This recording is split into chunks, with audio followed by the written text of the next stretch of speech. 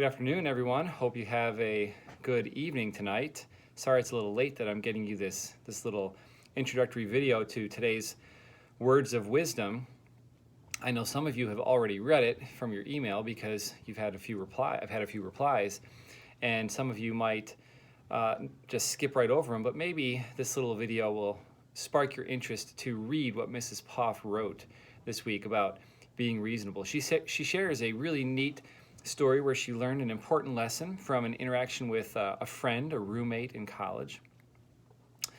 And then she goes on to talk about James 3:17 and what it means to be reasonable and personable when you are wrong and when you're interacting with people. And I know that sometimes we have problems where we interact with people in inappropriate ways and mess up things, and sometimes we have to learn to say I'm sorry and learn to handle things in a reasonable way. And so it's some really good practical advice. I would challenge you to take a second and read through the passage, James 3, where she takes her little message from, and to read her thoughts about this verse. It's very thought-provoking.